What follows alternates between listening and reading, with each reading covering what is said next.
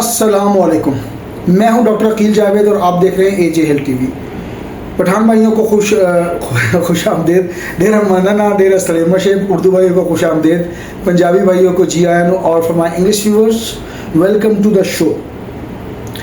आज हम बात करेंगे एक ऐसे ताल्लुक पर जो आम तौर पर लोग समझते हैं कि लोग समझ ही नहीं पाते। बेसिकली वो है मर्दाना कमज़ोरी, यानी कि मेल वीकनेस, सेक्सुअल वीकनेस और यूरिक एसिड का आपस में ताल्लुक। इनका क्या बाहमी ताल्लुक हो सकता है? अगर एक पेशेंट को यूरिक एसिड है तो वो जिनसी तौर पर कैसे कमज़ोर हो सकता है? तो ये है हमारा असल माखज़ और असल आज का मौजू। हमने इसको डिज़ाइन किया हुआ है।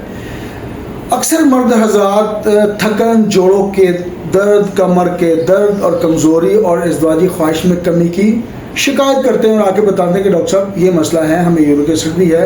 वो बताते नहीं, लेकिन जब हम उसको प्रूव करते हैं तो यूरिक एसिड का मसला भी सामने आ जाता है।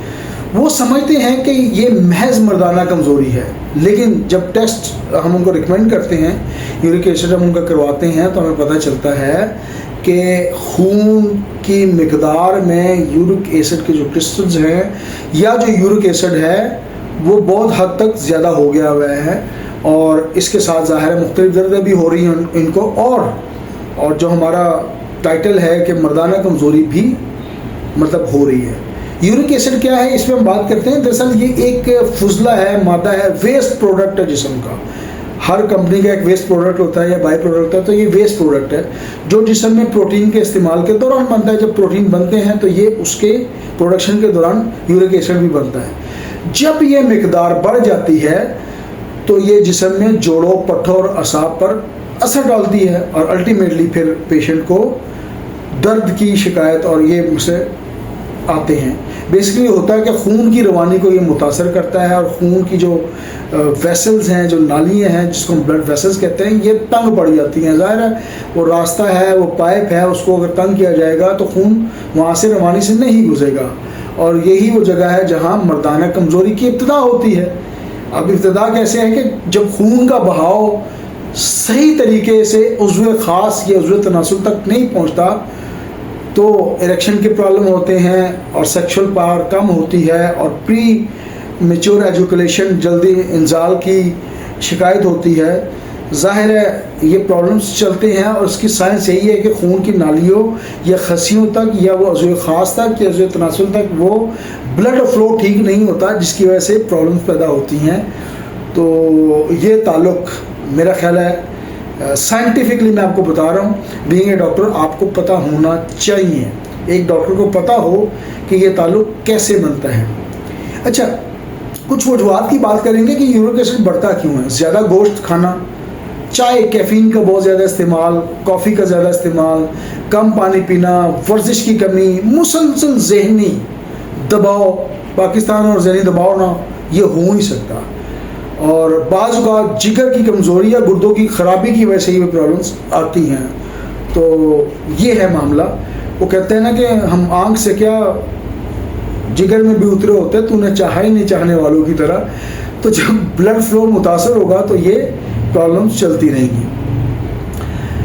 अब हम बात करेंगे कि होम्योपैथिक इलाज में यूरिक एसिड को कंट्रोल कैसे करते हैं और जिस्म को असाबी ताकत जो कमज़ोर पड़ चुकी हुई है इसको हमने बहाल कैसे करना है। ये हमारा ज़ाहिर है अल्टीमेटली जो हमारा गोल है, जो हमारा मकसद है ये वीडियो शूट करने का। ये वीडियो हम होम्योपैथिक स्टूडेंट्स के लिए या जूनियर डॉक्टर्स के लिए करते हैं। अगर किसी पेशेंट को कोई मसला हो तो अपने मौलवी से रब्ता करें। तो हमारा मकसद यही है कि डॉक्टर्स हजरात इस पे देखें वीडियो को, और अगर कोई नॉलेज की कमी है तो अपने नॉलेज को अपडेट करें। लाइकोपोडियम हमारी बहुत अच्छी मेडिसिन है जो कि जिनसी अमराज और यूरिक एसिड जिसमें पेशाब ज़्यादा जलन में आता है और ज़ाहिर है उसमें जिनसी कमज़ोरी शामिल होती है, तो इसके लिए बहुत मुफीद मेडिसिन है। इसकी मटीरियल मेडिका को पढ़ें, समझें और सिम्टम्स के मुताबिक अगर मेडिसिन मैच हो तो ज़रूर दें।